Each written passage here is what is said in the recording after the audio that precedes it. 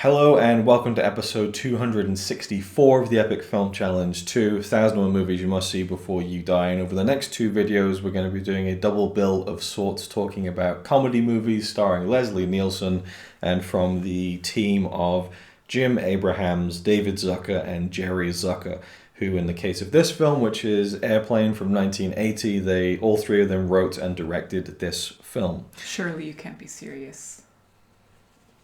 I'm serious. So. Oh, come on! That whole joke. Oh, look at that. Yes, that was very loud in the microphone. I'll have to pitch that down in editing. So, Airplane, classic comedy. It's now 40 years old. And we decided to watch it because it's in the book. And we're going to decide whether it's a film you should see before you die or not. It's an interesting film, Airplane, including the next film we're going to be talking about, which is The Naked Gun. And there's an interesting trajectory from both films, because in this film, Airplane, we have Leslie Nielsen. And every time I watch this film, I forget that he's not in most of it. Like he turns up about halfway through the film. He isn't the star of the film. He is a memorable character, but he's not the star of the show.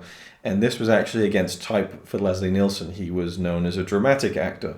This was his first time doing a comedy movie, and he killed it. By playing the straight man in this film, he's hilarious. So by the time you get to the next film we'll be talking about, which is The Naked Gun, he is now established as a comedy actor. And that's all I've ever really known him as, because he did all those kind of spoof movies like the Naked Gun series, Spy Hard, etc., etc. And it kind of started and kicked off from this film, Airplane. So the story is about a plane that is, I don't even know where it's going, Chicago maybe? I forget the exact location. We watched this film a couple of nights ago. It's a 6-hour flight, I think. So it's set on a plane, and there is a situation that arises when someone has eaten some fish and they get sick and the plane has to land, and then the pilot goes down and they need someone to fly the plane. And our main character is a guy who is struggling with his girlfriend. She's decided to leave him because he's struggling with PTSD from the war. And she's an air stewardess, and so he follows her onto the plane, gets a ticket to kind of salvage their relationship. And of course, he's there to then take over and try and land the plane. Because he used to be a pilot Because he used to be a pilot in the war. So it's a very simple story, but it is a complete farce. It is a spoof. It kind of lampoons the airport disaster movies of the 1970s. And more specifically, it takes the story, lifts it completely whole cloth from a film called 0 Hour from 1957, I believe, which is that exact same story. The guy who comes onto the plane is trying to kind of salvage his family, I think. So it's a little bit different, but it's the same plot. He has to take over from the pilot who gets sick because of the fish that went out on the plane. And so you have this fairly serious kind of disaster movie from the 50s, and they've bought the rights to the film, and they've taken the script and in some cases word for word have just recreated it, but done it with an edge that is comedic, which is really funny. We watched a video on YouTube that kind of compares, and it's a very well edited video that goes back and forth. And I'd known that there was an inspiration for it, but I didn't know it ran that deep. And it's really fun and interesting, and also good that they bought the rights to the film. They didn't just sneakily do it and hope no one would notice. They literally they only paid $5,000 or something. I think it was $2,500. Yeah, it was super cheap. Yeah, and I'm not sure if it was from the same studio, but either way, they bought the rights to it and then they kind of put their own twist on it. And it's a complete farce. It's a spoof. It's just wacky humor, sight gags, and it's a hard film to review because we'd just be sitting there talking about the funny bits and just regurgitating all the gags, which if you see an airplane, mate, then you'll know, all of the great moments. But I think it really holds up watching it again now. It's been many years since I saw it. I think we watched it and reviewed it in the original Epic Film Challenge in 2011 on the beach with Millie in my arm when she was really little. Okay, we are currently in the sea. This is episode 30-something of the Epic Film Challenge. So it was quite a few. Last week now we watched Airplane. What did you think about it? I loved it. It was entertaining! It was great. Airplane's awesome. Don't call me Shirley. Don't call me Shirley. Do you like Airplane, Millie? Yeah. What do you reckon? No? She doesn't want. No. Yeah. No memory of So us reviewing anything on the beach. We reviewed Airplane, but we did it after I'd had my last match at the time with Alex, and so I had like a big open wound on my eyebrow, and I decided it was too kind of graphic to put on YouTube, so we refilmed it when we were down the Gower on the beach with my dad and Millie, and I was holding Millie, and yeah, so it was like we didn't really do reviews as such. We did kind of just like a video just to record what we thought of the film very quickly, as opposed to this where I'm trying to make it a little bit more of a presented review. But yeah, so it's been like, I guess 9 years since I watched it last, and it really holds up. It's a really, really funny film. It's like it doesn't outstay its welcome. It's like under an hour and a half. Yeah, the story, it shouldn't be any longer either. Yeah, the story is good. You can kind of follow along with it, but it is held by the gags. You know, it's not like the. If it wasn't funny, I wouldn't watch it. Yeah, the story isn't holding that much weight. No. But it's just, I mean, it's spoofing other movies, and there's so many references, and then it's just a type of humor as well. Like, I know it's an old type of humor, but it's, like you said, it's holding up really well. Of course, some of the jokes would not fly right now. They would absolutely. get crucified for it. No pun intended. It's fly. Oh, I don't remember saying that. You said they wouldn't fly now, and I'm just like, yeah. Did I? Okay. Yeah. Well, yeah. Is that the right thing to say? Yeah. Oh, well, there you go. That's why I said it. Just comes out. But it's funny. I like 80s humor and 90s humor. It's 80s, 90s, yeah. And Leslie Nielsen is funny. It's so funny that he's that old when he actually gets into these kind of movies as well. Oh, I don't think he's old. I think he went grey young, and so he appears a lot older than perhaps he was. Though I will say he's got to be at least end 40s, beginning 50s. Maybe, yeah. I mean, I will say, because we watched Airplane and then The Naked Gun fairly close to each other, he looks a lot older in Naked Gun, which was like 8 years later, but... Anyway, yeah, so but you're right, he is more, it's not like he's like starting his career or even in the middle of it, I suppose, but you know. But yeah, if it wasn't for it being funny like that, I wouldn't enjoy it and obviously he's had a very long career. I mean, this goes back to at least the 50s that I know of. I think he's in Forbidden Planet.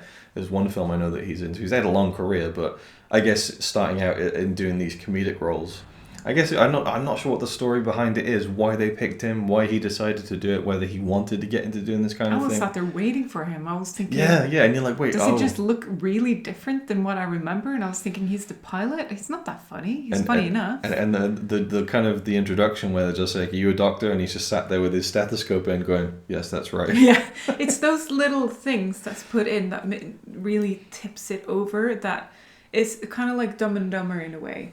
If they remade this movie now with the same type of humor, it wouldn't work. Maybe not, yeah. So the humor works because it's an old movie.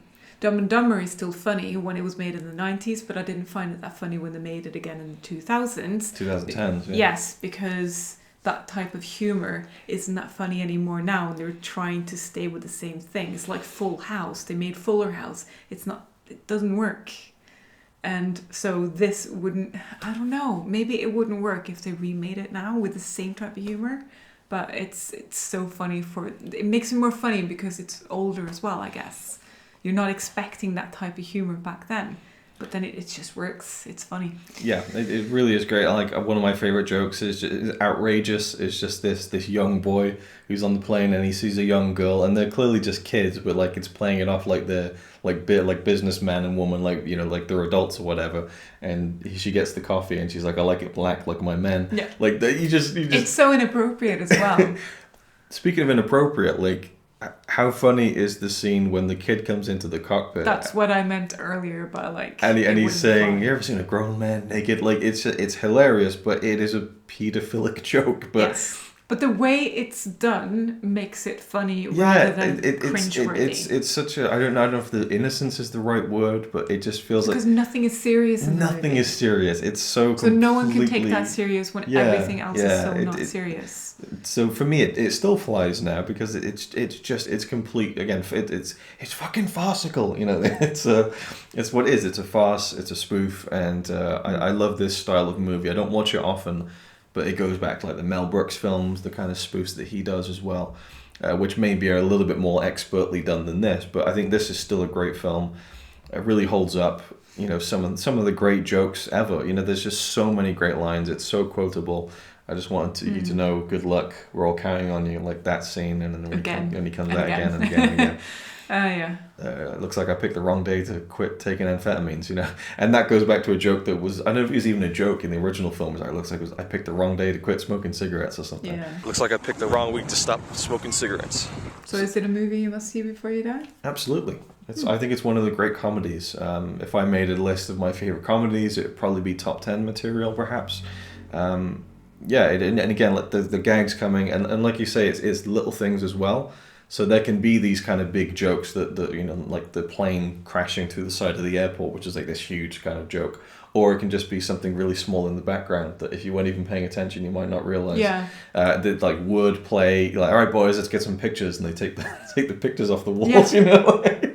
I love stuff just like makes that. It really, It's so goofy. I will say the kind of camp guy at the air traffic control, who's kind of just prancing around and stuff, and like I didn't find him really that funny. The weird thing where he unplugs the landing lights, remember? Yeah. And he's like, just kidding. Like, that was kind of funny, but for the most part, I didn't get that was the landing lights. I think that's what it was. I was just finding it like, what was he doing with the plug? Okay. I didn't get it. He was just weird. He kind of looks a little bit like my stepdad. Rapunzel. Yeah, like, I don't know. I get it fits with the movie. I just don't find him that funny, I suppose. But he also looks a little bit like my stepdad, and couldn't act any more different than my stepdad. So it's just such a weird combination to me. Like, he has the same kind of face, same kind of like just. You never knew him, but it's just that's a weird thing for me. Looks like, but doesn't act like. Definitely doesn't act like. Holy shit, no! Like, if it was completely acting different like it, then I have personality some type. news. I think maybe your stepdad might be gay. No, you couldn't be further from that. Like, he's just such a completely different person, but there's a real similarity to the facial structure. Anyway, so I really like the way that it's cut. We go back from the plane down to air traffic control, so it's very well done, very well put together. But more importantly, for a comedy, it's really funny. And if you're going to put a comedy in the book, I think this is one that should be there. So, what would you say? I really enjoy it. I'll watch it again in the future, but I don't think it's a movie you must see before you die. Okay. I don't think, to me, it's not enough of a classic of the old movies. I think it is. But that's because I hadn't even heard about it before I met you either. Oh, really? I didn't remember that. I'd never heard about it before. Wow. So, to me, it's like, oh, Leslie Nielsen is in it. Cool. So it's really funny. Like, when you're talking about it, I do find it extremely funny. So you knew him more from the Naked Gun movies, yes, I'm assuming? that was the only place that I knew him from. Yeah. So for me, Leslie Nielsen is Naked Gun. That he's in Airplane is like, oh, that's cool. Yeah. I don't know. I am glad that I've seen it, but I'm not going to go around telling people you got to see that movie before you. I love watching it with people, films like this with people, to see what lands with them, what doesn't. Like, to me, the whole the drinking problem joke, where he's like, I have a drinking problem, and he just puts it into right. See, that's the thing. I find it funny, but I don't think I know a lot of people who would. Right, but I think they would just be sat there, and then I'd be pissed off at them for not laughing. So right, I don't know, but like the whole drinking problem joke is something that I enjoy. It doesn't make me laugh, but you were laughing every time it happened. Because it's so stupid. And that made it even funnier. It is a drinking problem, because you're not really drinking. You have a problem trying to drink something. It's the same type of humor, like take pictures. Yeah, but that was more enjoyable for me, because I enjoyed that you were finding it funny than I found it funny. It's laugh out loud funny. There's a lot of things in it that's laugh out loud funny, but I don't think that it's like, if you're going to die soon, you gotta watch that movie. I don't know. But if you are in a bad place, then watch it, because it might make you laugh. Yeah, so it's on the edge. I wasn't having a particularly good day when we watched it, and it was a great distraction. And it's like under 90 minutes. It's a breeze of a movie. I think it's a classic. So. It might just be because I hadn't heard about it before. So. Okay. So we'll leave it there. So thank you for watching. You're just on your phone now.